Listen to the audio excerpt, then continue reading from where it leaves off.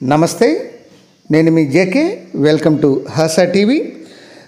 ఆంధ్రప్రదేశ్లోని అమరావతి, గుంటూరు నగరాల్లో కీలకమైనటువంటి ఒక వంతెన నిర్మాణం కోసం ఒక 108 కోట్ల రూపాయలతో ప్రతిపాదనలు అయితే కేంద్రానికి పంపించడం జరిగింది.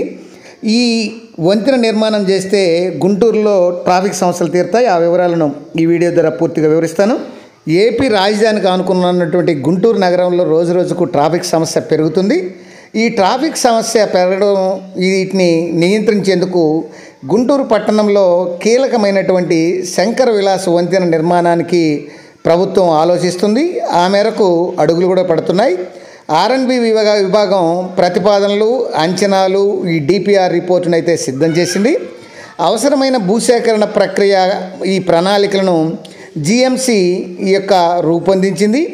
ప్రభుత్వ మహిళా కళాశాల నుంచి అరండల్పేట 10వ లైన్ వరకు మొత్తం 1.21 కిలోమీటర్ల మేర ఈ వంతెన నిర్మించాలని అధికారులు అయితే ప్రతిపాదనలు తయారు చేశారు. ఇందుకోసం మ్యాప్ను కూడా రూపొందించారు. వంతెనకు ఇరువైపులా 7,534 చదరపు గజాల స్థలాన్ని సేకరించాల్సి ఉంటుందని అధికారులు తేల్చారు. మొత్తం 121 నిర్మాణాలను తొలగించాల్సి ఉంటుందని, ఇరువైపులా 30 అడుగుల వెడల్పుతో సర్వీస్ రోడ్లను నిర్మించాలని ఈ ప్రతిపాదనలో పేర్కొనడం అయితే జరిగింది. నగరంలో కీలక వంతెన అయినందున ఎలాంటి అడ్డంకులు లేకుండా నిర్ణీత వ్యవధిలోనే ఈ పనులు పూర్తయ్యేలా అధికారులు కార్యాచరణ అయితే రూపొందించారు. దీనికి ప్రణాళిక కూడా సిద్ధం చేశారు. అసలు ఈ రిపోర్ట్లో ఏముంది, కేంద్రానికి పంపించినటువంటి వివరాలు ఏంటి అనేది ఇప్పుడు మనం తెలుసుకుందాం. R&B అంచనా ప్రకారం నిర్మాణ వ్యయం వచ్చేసి 108 కోట్లు అవుతుందని అంచనా వేశారు. రైల్వే శాఖ తరపున 50 మీటర్ల మేర వంతెన నిర్మించాల్సి ఉందని, ఇందుకయ్యేటువంటి అంచనా వ్యయం కూడా 20.85 కోట్లు అవుతుందని, మిగిలింది కేంద్రం మంజూరు చేయాల్సి ఉంటుందని అయితే పేర్కొంది. భూసేకరణకు గాను 8 కోట్ల రూపాయలు ఖర్చు అవుతుందని అంచనా వేశారు. ప్రభుత్వం అన్ని ROBలను, ఈ వ్యర్థాలను తొలగించేందుకు సుమారు 1 కోటి రూపాయలు ఖర్చు అవుతుందని అంచనా వేశారు. ఇక విద్యుత్ తీగలు కానీ, తర్వాత మురుగు కాలువలు కానీ, ఇతర విభాగాలకు చెందినటువంటి వాటిని తరలించేందుకు మరొక 1 కోటి ఏర్పాటు చేసేందుకు కూడా కొంత వ్యయం అవుతుందని పేర్కొనడం అయితే జరిగింది. శంకర విలాస్ వంతెన ప్రాధాన్యం దృష్ట్యా మోత్తు నుంచి నిధులు కూడా మంజూరు చేయాలని కేంద్ర సహాయ మంత్రి డాక్టర్ పెమ్మసాని చంద్రశేఖర్ అయితే కోరడం కూడా జరిగింది.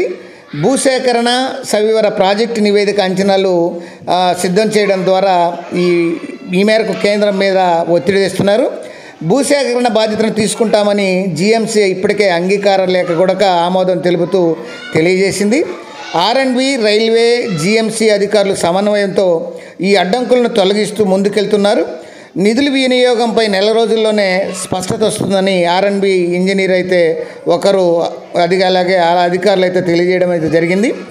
వంతెన నిర్మాణానికి అడ్డంకులు తొలగిపోయినందున నిధులు వచ్చే అవకాశం ఉందని ఈ మేరకు అధికారులు కూడా ఇందుకు అనుగుణంగానే క్షేత్రస్థాయిలో పనులు చేపట్టడానికి వీలుగా కసరత్తు కూడా పూర్తి చేశామని అధికారులు అయితే వివరించారు.